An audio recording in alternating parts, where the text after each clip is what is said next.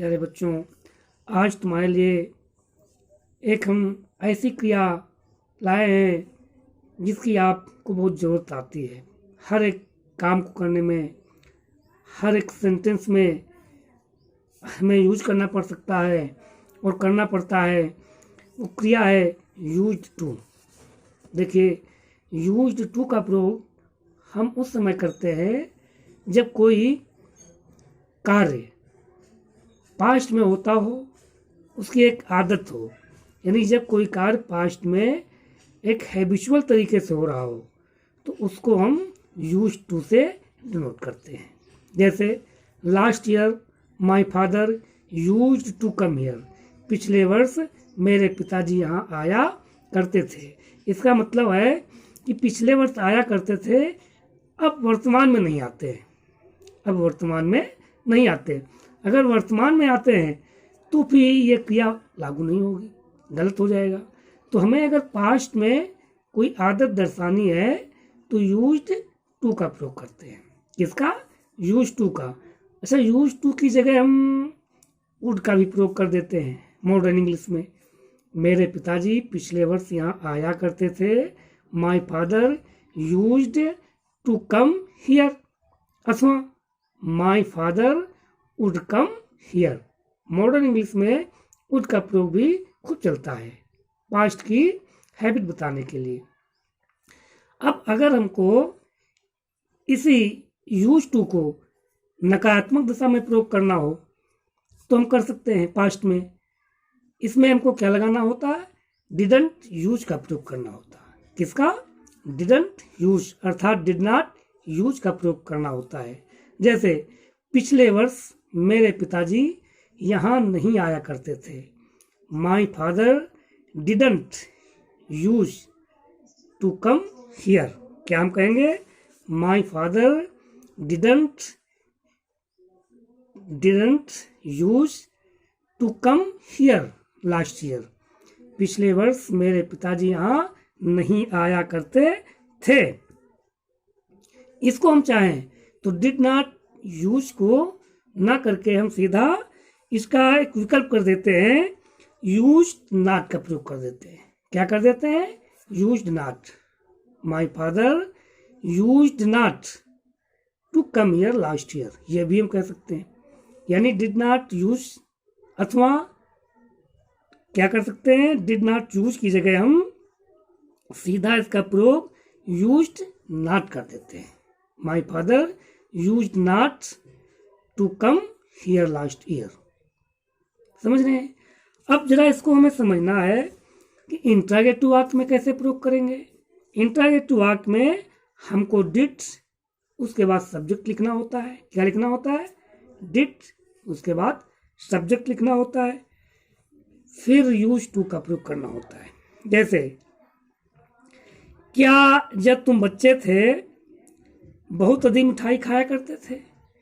तो देखिए क्या आया है। तो हम क्या यूज कर रहे हैं? Did you use to eat a lot of sweets. Did you use to eat a lot of sweets when you were a child. देख रहे हैं? तो अगर इंट्रागेटिव वाक्य है तो उसको हम डिड में शुरुआत करके वाक्य को लिख सकते हैं, यूज हमको लाना होता है। अब हम चलते हैं कि इस यूज टू का प्रयोग और कहाँ कहाँ करते हैं। देखिए, be get use to do, use to doing, इसका हम प्रयोग करते हैं। अब देखिए जरा, इस स्ट्रक्चर को हमें समझना है। बी गेट यूज टू, उसके साथ आईएनजी आता है। क्या आता है? आईएनजी आता है। ये ऐसी स्थिति में जो टू होता है वो इन्फिनिटिव ना हो करके प्रीपोजिशन होता है। क्या होता है? प्रीपोजिशन, या इन्फिनिटिव नहीं होता है। और प्रीपोजिशन के पश्चात हमें याद रखना है कि जीरन का प्रयोग होता है। अब हमको जानना है कि जीरन क्या होता है।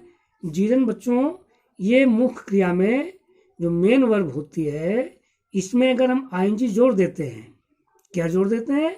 आईएनजी जोड़ देते हैं, तो जीरन बन जाती है वो क्रिया। और ऐसी स्थिति में वो जो क्रिया होती है वो नाउन बन जाती है। क्या होती है? नाउन।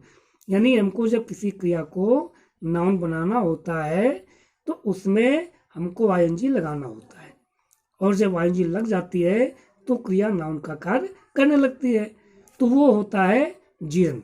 क्या होता है? जीरंड।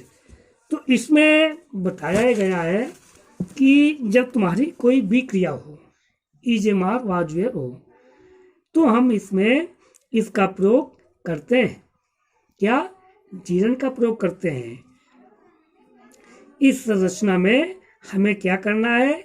इच एम आर वाजवेयर के बाद या गेट है तो गेट के बाद यूज टू का प्रयोग करना होता है। किसका? यूज टू का। और उस यूज टू के बाद फिर जीरंड लाना होता है। जीरंड माने जो क्रिया होगी उसमें आईएनजी लगाना होता है। अगर कोई नाउन है तो नाउन अपने आप आ जाएगा। फिर जीरंड क्रिया को बनाते हैं तो नाउन ही बनाते हैं। तो अगर नाउन है तो जीरंड की जरूरत है क्या? वो नाउन अपने आप में सेट हो जाएगा। उसके बाद और जो होता है उसको लिखते हैं। जरा देखिए, कुछ उदाहरण तुमको समझा रहे हैं। वह बाईं ओर गाड़ी चलाने की अभ्यस्त नहीं थी। वह बाईं ओर गाड़ी चलाने की अभ्यस्त नहीं थी। She was not used. She was not used to driving to the left. देखो यहाँ क्या कहा गया है? यूज्ड टू ड्राइविंग कहा गया है। Used to. अब यहाँ जो टू ड्राइविंग कहा गया है ये इन्फिनिटिव नहीं है तुम्हारा टू, ये यहाँ प्रीपोजिशन है टू। और जब प्रीपोजिशन है तो उन्हें बताया प्रीपोजिशन टू के बाद हम क्या लाते हैं? आईएनजी लाते हैं। क्या लाते हैं? आईएनजी, जीरंड लाते हैं। तो क्या बना गया? She was not use to driving to the left, अर्थात वह बाई ओर गाड़ी चलाने की आदतन उसकी आदत नहीं थी, आदि नहीं थी वो। या दूसरा देखिए, वह अकेला रहने का अभ्यस्त है। ये प्रेजेंट में हो गया है। तो he is used to living alone. He is used to living alone. वह अकेला रहने का अभ्यस्त है। देख रहे? तो इसमें तुमको क्या दिखाया गया कि जब कोई हमारी बी वर्ब आ जाए, बी वर्ब आप जानते हैं, is am are was were. तो जब कोई हमारी बी वर्ब आ जाए तो उसके बाद जब हमको यूज टू का प्रयोग करना होता है तो यूज टू लगाने के बाद जो क्रिया आएगी वो जीरंड में आएगी। किस में आएगी? जीरंड में आएगी। इस बात को याद रखना है। अगर हमको इसको नेगेटिव बनाना हो, क्या बनाना हो? नेगेटिव बनाना हो, तो नेगेटिव सेंटेंस में इसकी जो संरचना होगी वो भी गेट के आगे नॉट एडवर्ब का प्रयोग किया जाता है। क्या किया जाता है? नॉट एडवर्ब का। जैसे हमने पहले अभी तुमको बताया, she was not use to, बताया ना। वाज के बाद और यूज टू के पहले क्या लगा गया? She was not use to. समझ रहे? अब अगर हमको ये इंट्रोगेटिव वाक्य बनाना है, क्वेश्चन मार्क इसमें लाना है, इंट्रोगेशन इसमें करना है, तो इसको कैसे करेंगे? या इसको समझो, क्या तुम जल्दी उठने के आदी नहीं हो? तो इसमें क्या पहले आया है? जैसा कि हम जानते हैं कि अगर वाक्य में क्या शुरुआत में होता है तो हमको किसी वर्ब से स्टार्टिंग करनी होती है, चाहे वो हेल्पिंग वर्ब हो चाहे मेन वर्ब हो। तो मेन वर्ब कम ही आती है, पहले हेल्पिंग वर्ब का इसमें प्रयोग होता है। तो क्या कहा गया? क्या तुम जल्दी उठने के आदी नहीं हो? Are you not use to. क्या कहा गया है? Are you not use to getting up early. Are you not use to getting up early. क्या तुम जल्दी उठने के आदी नहीं हो? तो बच्चों आप समझ गए हो कि हमें यूज टू का प्रयोग पास्ट की आदत दर्शाने में किया जाता है। इसको आपने जाना। इसका नेगेटिव प्रयोग डिड नॉट यूज के साथ होता है, या यूज्ड नॉट का प्रयोग करते हैं इसके साथ। किसका प्रयोग कर देते हैं? यूज्ड नॉट का प्रयोग कर देते हैं। इंट्रोगेटिव में इसका डिड उसके बाद सब्जेक्ट तब यूज लाते हैं। ये जाना आपने। फिर उसके बाद जाना कि जब कोई टू बी वर्ब हो, क्या हो, कोई टू बी वर्ब हो, गेट हो, तो इसके बाद हमें यूज टू का प्रयोग करना होता है। तो यूज टू के बाद जो क्रिया आएगी वो जीवन में आएगी। किस में आएगी? जीवन में आएगी। उस स्थिति में जो ये होता है यूज्ड टू, ये टू इन्फिनिटिव नहीं रह जाता, ये टू जो होता है वो हो जाता है प्रीपोजिशन। तो प्रीपोजिशन के बाद हमें जीवन लाना होता है। हमने तुमको ये भी बता दिया जीवन क्या होता है कि जीवन तुम्हारी मेन वर्ब में आईएनजी लगाने से बनता है। और ये आईएनजी जब जीवन बन जाता है क्रिया, इसको हम जीवन बना देते हैं, आईएनजी लगा देते हैं, तो क्रिया फिर हमारी क्या हो जाती है? नाउन हो जाती है। क्या हो जाती है? नाउन हो जाती है।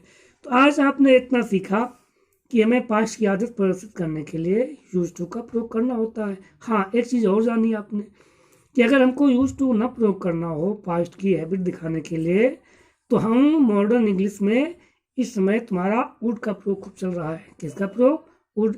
ये भी पास्ट की आदत दर्शाता है। वुड के तो और बहुत से प्रयोग हैं, वो तुमको अगले वीडियो मिलेंगे।